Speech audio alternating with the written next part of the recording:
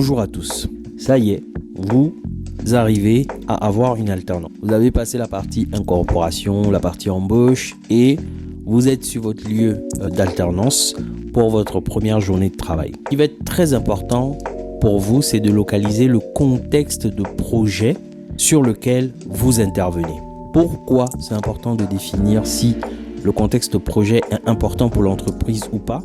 Parce que ça va un peu définir le niveau d'attente qu'on va avoir vis-à-vis de vous. Bien qu'on sache que vous êtes là pour apprendre le job, bien qu'on sache que vous êtes là pour découvrir d'une certaine façon le métier, il va falloir bien identifier le projet sur lequel vous vous trouvez. Parce que si c'est un projet qui est important pour l'entreprise, vous n'allez pas avoir les mêmes demandes qu'un alternant qui intervient sur un projet qui est moins important, voire mineur pour les affaires de l'entreprise. On va faire une mise en situation. Imaginez, vous êtes intervenant en alternance, fraîchement débarqué, vous travaillez dans une entreprise d'informatique et l'objectif de votre première mission, parce que quand vous êtes en alternance, vos missions peuvent changer en fonction des besoins de l'entreprise. Donc votre première mission, celle sur laquelle vous intervenez pour une entreprise qui vend des logiciels vidéo et qui doit intégrer aujourd'hui l'intelligence artificielle pour proposer des nouvelles fonctionnalités dans le logiciel de vidéo. Donc, vous arrivez et vous avez une date limite, donc une deadline, parce que du coup, c'est l'intelligence artificielle, ça va assez vite. Les entreprises logicielles, quand vous vous positionnez avec de l'intelligence artificielle, vous avez beaucoup plus de chances d'engranger des parts de marché. Donc, c'est un projet qui est très important sur lequel vous intervenez. Et à ce moment, les attentes vont vraiment être de très haut niveau pour vous, même si vous êtes alternant. Par contre, ce genre de mission, c'est le cadre idéal pour démarrer. Pourquoi? Parce que vous allez commencer avec des exigences assez élevées et l'expérience que vous allez pouvoir engranger dans ce genre de contexte, c'est phénoménal. Pourquoi? Parce que les trois quarts des projets en entreprise n'ont pas les mêmes exigences, n'ont pas les mêmes attentes, n'ont pas les mêmes degrés d'importance pour l'entreprise. Donc, si vous êtes positionné sur un projet qui est attendu, voire très attendu, vous allez pouvoir engranger le maximum de compétences. Parce que c'est quand c'est dur que vous arrivez à vous dépasser. Même si vous n'avez pas des tâches très urgentes sur cette partie-là, le fait d'expérimenter ce cadre d'urgence, ça va vous permettre de gagner beaucoup d'expérience en très peu de temps. Intéressons-nous maintenant aux tâches que vous allez pouvoir avoir pendant votre alternance. Vous avez restitué le contexte, donc c'est un contexte qui est urgent et vous commencez à travailler sur cette mission. On va voir quel est le type de tâches que vous allez pouvoir avoir sur ce genre de mission. Alors, concernant les tâches que vous allez pouvoir rencontrer pendant votre alternance, il y aura des tâches dites valorisantes et des tâches ennuyantes, limite. C'est souvent ces tâches-là qui peuvent atterrir dans vos mains au tout début parce que vous êtes en train de démarrer. Par contre, ne vous découragez pas. Ne vous découragez pas parce que ça peut aller crescendo. Vous pouvez commencer par les tâches valorisantes, mais les tâches valorisantes seront réservées aux internes parce que elles ont un degré d'attente très élevé. Donc on ne pourra probablement pas vous confier, sauf si vous avez des fortes compétences avant d'arriver en alternance, mais on va pas tout de suite vous donner les meilleures tâches. On va tout de suite vous donner les tâches les moins importantes qui vont faire peser sur vous le moins d'urgence pour vous permettre de monter en compétence au fur et à mesure. N'oubliez pas que vous êtes là pour apprendre, donc apprenez doucement, même si c'est pas très valorisant, mais ça fait partie du métier. Et j'aimerais dire que dans un métier, plus les tâches ennuyeuses n'arrivent pas à vous décourager, meilleure sera votre attention, meilleure sera votre envie de vous épanouir au fait dans ce boulot. Donc, plus vous arriverez à supporter, à tolérer les tâches les plus ennuyantes, plus vous avez des chances de vous épanouir dans votre activité. Ce sont les tâches que très souvent personne ne veut faire. Et puis on se dit, ah tiens, on a un alternant, il ou elle va pouvoir s'y coller simplement.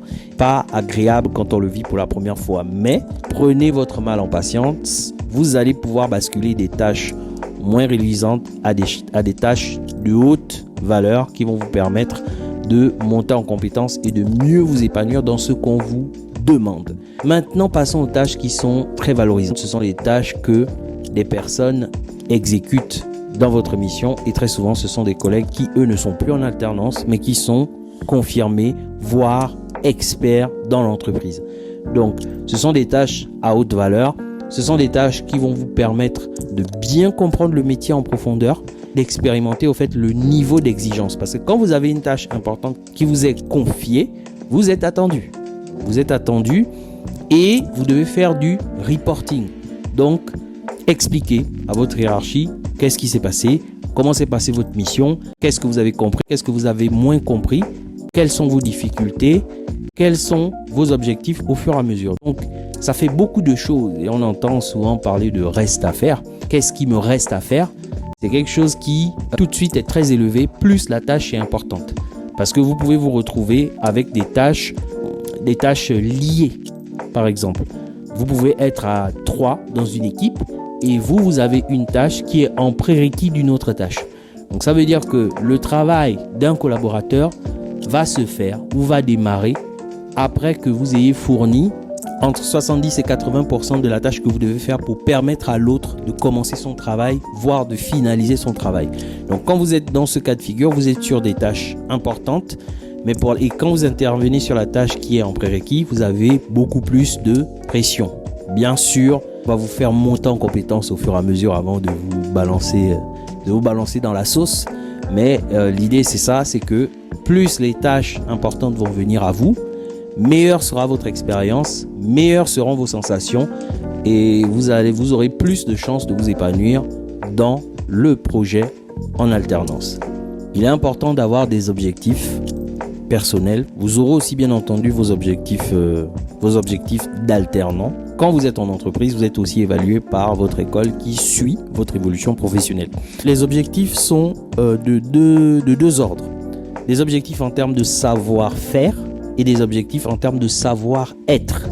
Donc, sur le savoir-faire, ça va être les compétences, les outils que vous allez utiliser pour travailler, tous les différents outils qui vont vous permettre au fait de mener à bien votre mission. Donc, tout ça va constituer ce qu'on appelle le savoir-faire. Donc, c'est l'environnement de travail dans lequel vous allez intervenir et tous les outils que vous allez pouvoir utiliser pour mener à bien votre mission. En termes de savoir-être, là par contre,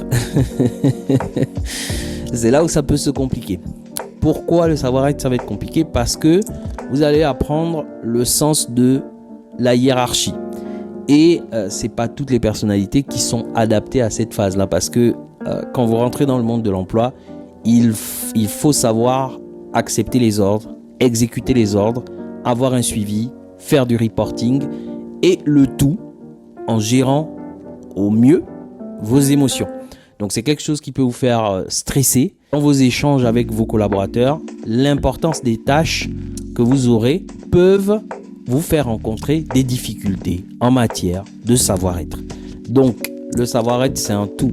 C'est comment vous vous comportez quand vous arrivez au boulot, comment vous vous comportez dans vos interactions avec vos collègues de même niveau, si vous avez un autre alternant avec vous, un collègue confirmé, ou bien un collègue représentant hiérarchique, type chef de projet, responsable, qui suit l'activité. Passons aux problèmes que vous pouvez rencontrer principalement quand vous êtes en alternance. À savoir, je fais des choses à l'école qui ne me servent à rien en entreprise. Plusieurs fois, j'ai entendu des alternants me remonter ça. Et moi-même, pour être passé par de l'alternance, j'ai fait le même constat. Mais par contre, j'ai pris le problème à l'envers. Dans le sens, ce qu'on apprend à l'école, qu'est-ce qu'on nous apprend à l'école en fait? À l'école, on nous apprend à avoir des compétences, à être à l'aise dans l'objectif de travailler. Mais la principale compétence que l'école développe, c'est le fait d'apprendre à apprendre. Et d'ailleurs, c'est cela que les entreprises recherchent chez vous. Pourquoi? Parce que les entreprises ont différents outils, différentes façons de travailler. Donc, une formation ne peut pas suffire à vous donner le background pour vous permettre de vous épanouir en entreprise. Donc, quand vous allez faire des choses à l'école, mais quand vous allez arriver en entreprise, elles vont vous servir à rien. Mais par contre, vous ne serez pas perdu. Vous allez avoir de quoi démarrer. Donc, l'école, c'est peut-être frustrant d'être en alternance et de voir que ce que vous faites à l'école, vous ne pouvez pas le reconduire en entreprise. Par contre, c'est formateur dans le sens où vous découvrez par la même occasion que qu'est-ce que vous venez réellement faire en entreprise par rapport à ce que vous faites à l'école. C'est apprendre. C'est apprendre les process de l'entreprise, apprendre les outils de l'entreprise et avec votre théorie que vous avez à l'école, la ramener dans le cadre de l'entreprise et rajouter la spécificité de l'entreprise pour vous permettre de travailler. En fait, c'est réellement à ça que sert l'école. Donc, pas de frustration si vous avez la sensation de ne pas rencontrer ce que vous trouvez à l'école en entreprise. Ça peut arriver, mais c'est possible que ça n'arrive pas. Et pour que ce soit plus simple, autant vous préparer à ce que vous voyez à l'école ne puisse pas être possible à reproduire en entreprise. Ça va vous mettre dans le bon état d'esprit d'apprentissage pour que vous ne soyez pas surpris. Parce que tout est apprentissage et l'apprentissage ne s'arrête pas à l'école.